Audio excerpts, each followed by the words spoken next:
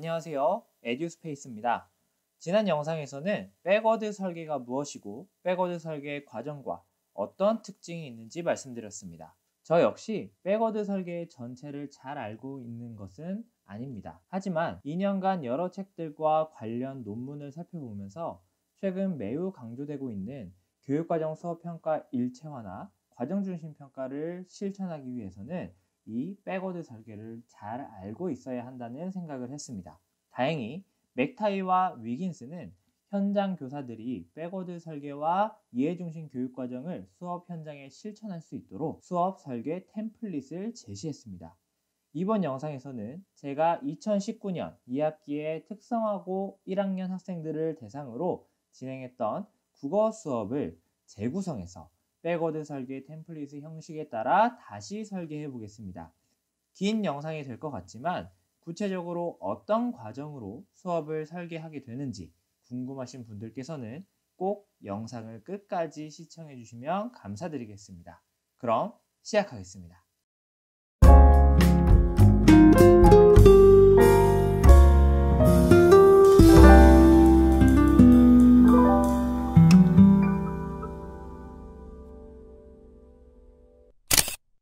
지난 영상에서 백워드 설계의 과정은 이러한 세 가지 단계로 이루어져 있다고 말씀드렸던 것 기억하시죠? 맥타이와 위긴스가 제시한 백워드 설계 템플릿도 이와 같은 세 단계로 이루어져 있는데요. 전 가장 최근에 발표된 백워드 설계 2.0 버전을 활용했습니다. 제가 제 수업을 설계하기 위해 주로 참고했던 책과 논문은 이것과 이것입니다. 이 영상을 시청하고 계신 선생님들께서도 조금 어렵지만 꼭 한번 읽어보시길 추천드립니다. 그럼 첫 번째 단계인 바라는 결과 확인하기 템플릿부터 살펴보도록 하겠습니다. 백워드 설계는 한 차시의 수업을 설계하는 것이 아니라 단원 수준의 수업을 설계하는 것입니다. 따라서 목표도 단원 수준의 목표를 설정합니다. 이 단계에서 교사는 학생들이 무엇을 알아야 하는지, 무엇이 이해할 만한 가치가 있는 것인지, 어떠한 영속적 이해가 적절한지와 같은 고민을 하게 됩니다. 1단계 템플릿은 목표 설정하기, 전이, 의미, 습득 칸으로 구분되어 있는데요. 먼저 목표 설정하기 부분에는 국가 수준 교육과정에서 제시하고 있는 성취 기준을 적습니다. 그리고 습득은 지식과 기능 칸으로 나눠져 있는데 지식은 학습자가 반드시 알아야 하는 사실, 정의와 기본 개념을 의미하고요. 기능은 학습자가 반드시 할 수 있어야 하는 행동을 의미합니다. 지식을 다른 말로 개념적 지식, 기능을 다른 말로 절차적 지식이라 이해하시면 될 것 같습니다. 의미는 다시 이해와 본질적 질문으로 나뉩니다. 이해는 성취 기준을 풀어서 자세히 밝힌 내용을 적게 되는데요. 이렇게 성취 기준을 풀어서 다시 쓰는 이유는 국가 수준의 성취 기준이 수가 너무 많다는 문제, 그리고 성취 기준이 제시하고 있는 범위가 너무 많거나 적다는 문제, 또는 성취 기준의 내용이 애매모호하다는 이 세 가지의 문제를 보완할 수 있기 때문입니다. 자, 그 다음에 본질적 질문은 교과나 교육과정의 중심에 놓이거나 교과의 탐구와 심층적인 학습을 촉진하기 위한 질문입니다. 본질적 질문에 대해서는 따로 하나의 영상을 만들어서 안내해 드리도록 하겠습니다. 끝으로 전이에는 학습자가 실제 상황 맥락 속에서 학습한 것을 자율적이고 효과적으로 수행할 수 있는 목표를 기술합니다. 백워드 설계의 최종 목표가 전이라고 말씀드렸었죠. 전이에 기술되는 목표가 해당 단원의 최종 목표라 할 수 있겠습니다. 또한 지식과 기능은 의미 형성과 전이를 위한 기본 요소가 될 수 있습니다. 이해하기가 조금 어려우시죠? 그럼 제 수업 설계 예시를 보시도록 하겠습니다. 전 지난 학기에 고1 국어 수업 시간에 노동인권 프로젝트를 진행했는데요. 교육과정 문서에 제시된 이 두 가지 성취 기준을 다뤘습니다. 하나는 읽기와 관련된 성취 기준이고 하나는 토론하기와 관련된 성취 기준입니다. 먼저 이 두 가지 성취 기준을 목표 설정 칸에 적었습니다. 다음으로 전이 목표를 생각해 봤는데요. 여러 논문들을 찾아보니까 전이 목표와 성취 기준은 매우 유사한 모습을 띠고 있었습니다. 그래서 저도 성취 기준과 매우 유사하지만 제 수업 맥락과 맞춰서 조금만 수정해서 전이 목표를 기술해 봤습니다. 그 다음 의미의 이해 칸에는 두 가지 성취 기준을 더 구체적으로 풀어서 기술했고요. 탐구를 촉진하기 위한 본질적 질문도 이렇게 만들어 봤습니다. 그런데 백워드 설계의 본질적 질문만으로는 학생들의 흥미와 탐구를 이끌어내기에는 너무 딱딱한 느낌이 들었어요. 그래서 실제로 수업에서 학생들에게 제시했던 질문은 이런 본질적 질문이 아닌 PBL의 탐구 질문 개념을 활용했습니다. 제가 어떤 탐구 질문을 제시했는지 궁금하신 분은 이 영상을 보시면 되겠습니다. 끝으로 학생들이 의미를 형성하고 전이에 이르기 위해서 반드시 알아야 할 지식과 기능도 성취 기준별로 생각해 보았습니다. 자, 이렇게 1단계 설계 템플릿이 완성되었습니다.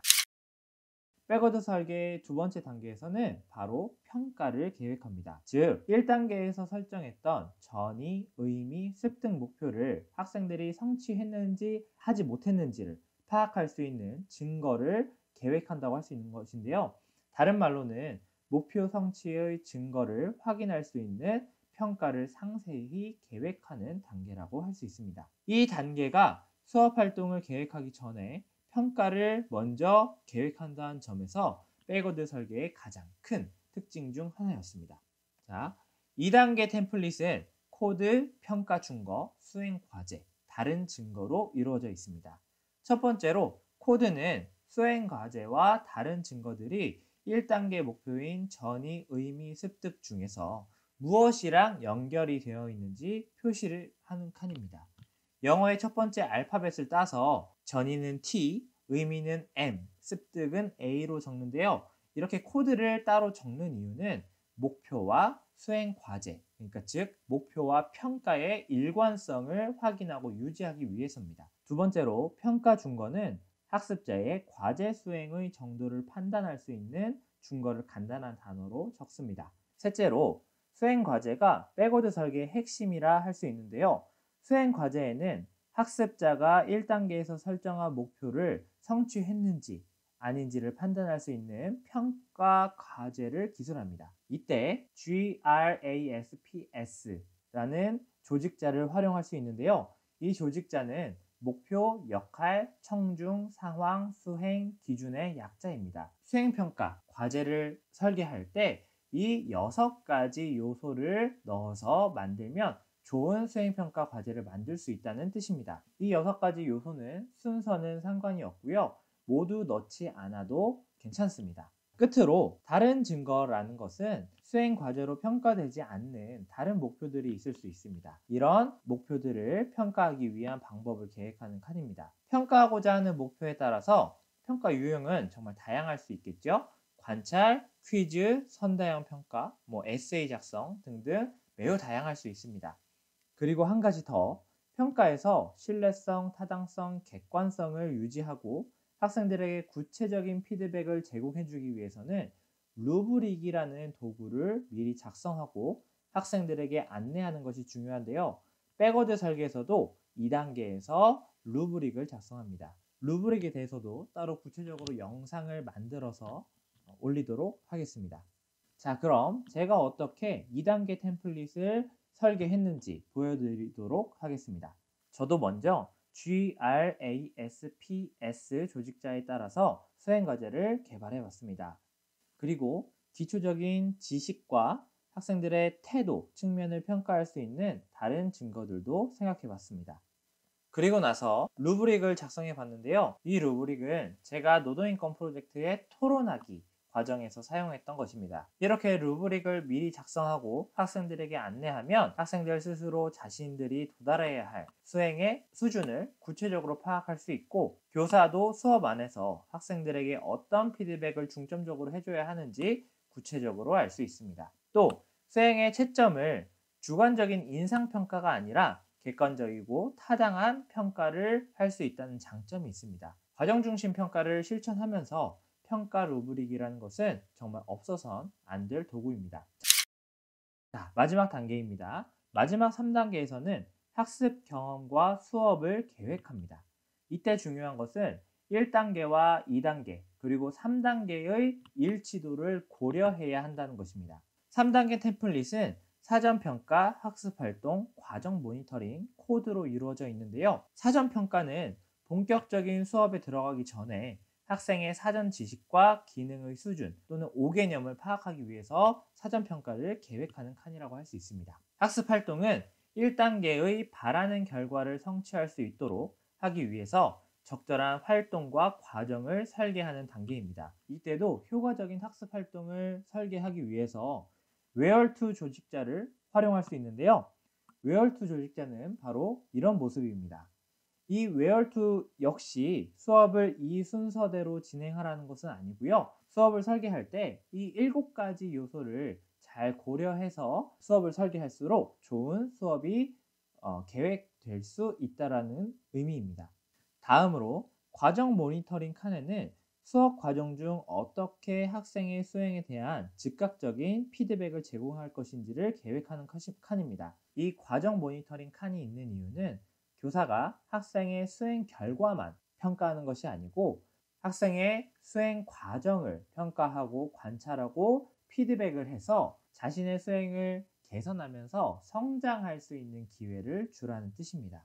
끝으로 코드는 2단계와 같은 방식으로 사용합니다. 저는 학생들이 책 읽기와 노동인권에 대한 지식, 기능 수준을 파악하기 위해 노동인권을 주제로 하고 있는 짧은 그림책을 같이 읽고 생각을 서술해보는 사전평가를 실시했습니다. 또 최대한 웨어2 요소를 반영해서 20차시 정도의 학습 활동을 계획했습니다. 수업 과정 중에는 학생들의 수행에 대해서 관찰평가, 동료평가를 실시하고 대면으로 또는 기록으로 피드백을 제공하는 계획을 수립했습니다. 이렇게 코드 칸에 코드를 적으면서 목표와 평가와 수업 활동이 일치하는지 일관성이 유지되는지도 한번 점검해 봤습니다. 이렇게 백워드 설계 2.0 템플릿에 대해서 살펴봤는데요.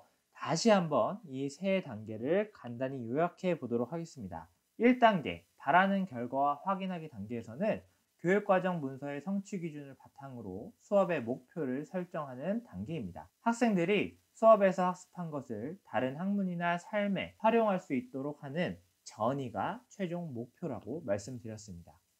2단계, 이해의 증거 결정하기 단계에서 교사는 목표를 성취했다는 것을 확인할 수 있는 증거를 수집하기 위한 평가를 설계합니다. GRASPS 조직자를 활용해서 수행 과제를 설계할 수 있고요. 관찰, 퀴즈, 형성평가처럼 다양한 평가 방법도 활용할 수 있습니다. 또한 평가 준거와 루브릭을 설계해야지 평가의 객관성, 타당성, 신뢰성 확보할 수 있고요. 또 학생들에게 수업 과정 중에 구체적인 피드백을 제공할 수 있다고 말씀드렸습니다. 끝으로 3단계에서는 학습 경험을 계획합니다. 이때에는 학습 활동이 목표, 평가와 일관성을 유지하는 것이 중요하다라고 말씀드렸고요. 웨어2 조직자도 말씀드렸습니다. 백워드 설계에 대해 많은 연구를 한 선생님들께서는 백워드 설계가 단순한 수업 도구나 기술이 아닌 배움 중심 수업을 실현하기 위한 하나의 철학이라고 말씀하십니다. 우리도 단순히 방법론적으로 백워드 설계 템플릿을 따르는 것이 아니라 백워드 설계의 철학을 이해하고 우리의 수업 상황에 맞게 융통성을 발휘해서 적용한다면 진정한 이해와 배움이 일어나는 수업에 한 발짝 더 다가갈 수 있을 거라 생각합니다. 앞으로 백워드 설계에 대한 영상을 계속해서 업로드하도록 하겠습니다. 끝까지 영상을 시청해주신 선생님들께 대단히 감사드립니다. 감사합니다.